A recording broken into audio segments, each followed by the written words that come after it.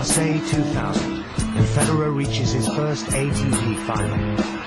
Despite his inexperience, Roger's first 18 months as a professional see him rocket through the rankings to become the youngest player in the world's top 100. In the final, he faces Marc Rosset, a fellow member of Switzerland's Davis Cup team, and 11 years Federer's senior. C'était dur parce que je vais gagner 7-6 au troisième, c'est 1 ou 2 points que j'ai gagné en plus que lui.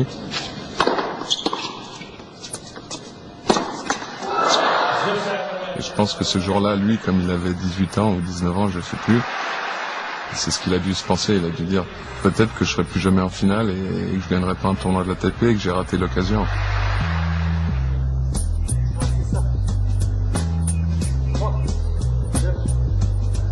With his third season as a professional came the realization that talent alone would not be enough.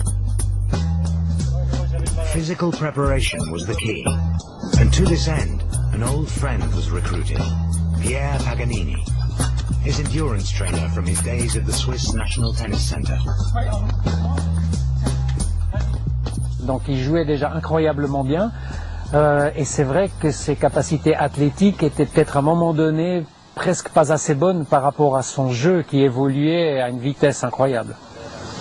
On s'est dit à l'époque qu'on allait faire un plan de 3 ans pour vraiment faire une construction athlétique complète. Il fallait que l'athlète puisse travailler à fond pour exploiter tout son potentiel, mais aussi il fallait que le jeu de jambes devienne plus précis. Il fallait donc qu'on puisse faire du travail basique, mais aussi du travail spécifique. Et on a fait ça sur plusieurs phases de 3 à 4 semaines, 3 fois par année, en 2000, 2001, 2002. Federer went into the 2001 season far better prepared than ever before, and almost immediately his hard work began to pay dividends. In Milan, Roger reached his third ATP final. For me it was a big one because I thought like, oh God, when am I going to ever get my first title, you know, and so you start thinking this way and it all gets complicated in your head, you know, you think like maybe I'm going to become one of those guys who's never going to fulfill the talent, you know, that everybody talks about.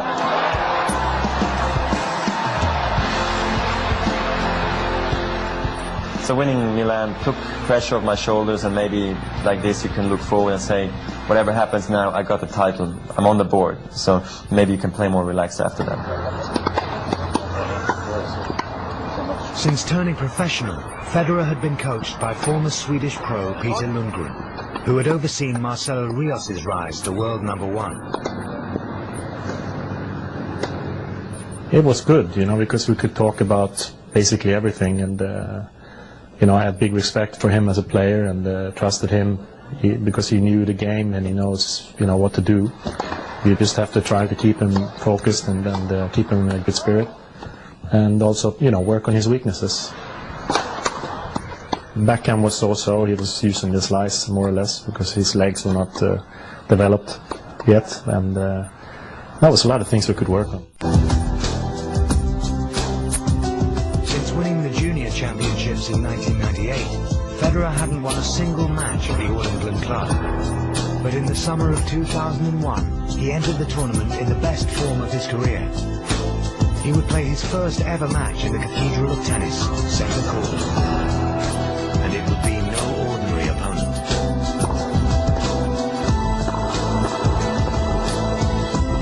The winner of 7 of the last 8 championships. On the grass of SW19. Pete Sampras was the master. Well, I saw the draw first of all, and I saw 4th round Pete Sampras in Wimbledon, centre court obviously. Honestly, for some reason I did believe I could beat him. So I got on court, a surreal moment, first time at Wimbledon, first time against Sampras, and very nervous, cold hands, sweaty, you know, like disbelief. I'm on the centre court against him, and once the match started, you feel like it goes automatically.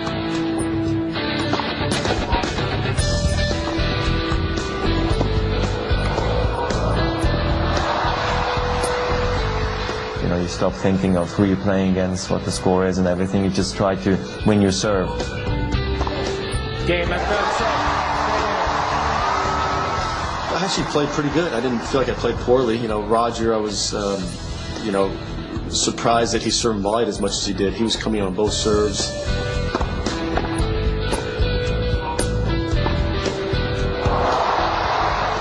The surf and volley game he played, it was just so fantastic how he had the courage to do it. And I mean, he played Sampras also as Sampras did himself on a surf and volley.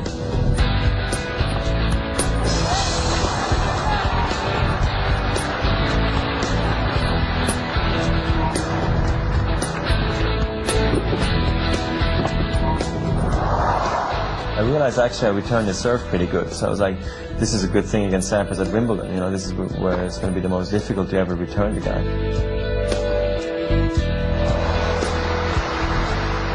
I remember I had a break point to serve for the match, and he had a great forehand up the middle. I just remember that point and how it went down.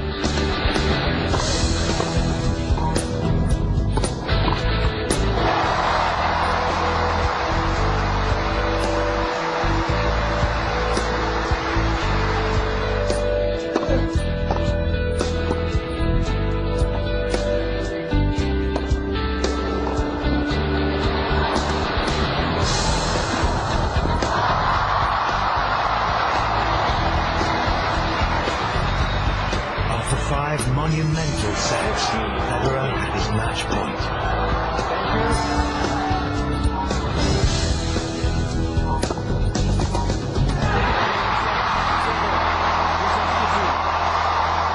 In the end, it all came together. I played this most incredible match, and I realized really the importance of Wimbledon. It makes out of tennis players, it makes them superstars, you know.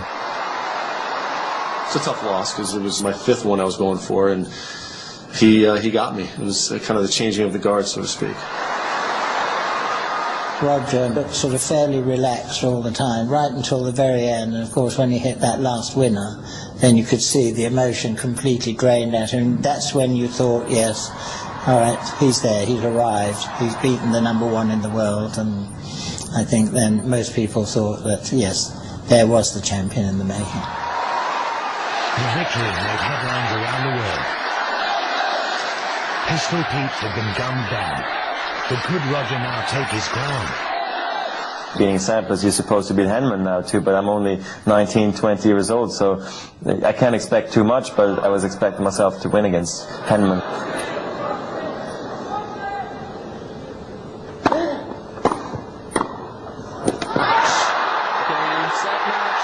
Losing was very hard. I took it very bad too. If you look at the handshake, it wasn't very, very nice to me towards Tim. 2-6, 7-6. Today he's one of my best friends on tour, you know, so I almost feel bad for the handshake I gave him at Wimbledon. I don't know whether he's, you know, so disgusted at the volley that he missed, but basically he was sort of looking at his bag as he shook my hand, and that was probably the last unsporting gesture that he's made. Despite the quarter-final loss, Federer's defeat of Sampras had thrust him firmly into the media spotlight. Even the traditionally reserved Swiss were quick to honour his achievement. Roger was now ranked number 13 in the world, but he was not quite the finished article. However, the encore displays of frustration were about to be conquered. He lost the match point, he smacked his racket, and then he said, okay, that's the last racket I will smack in my career. He just decided like that, and from that point, I think he almost never broke a racket anymore. And I think it shows how strong he is mentally, because he decided something, and when he takes a decision, he stays that.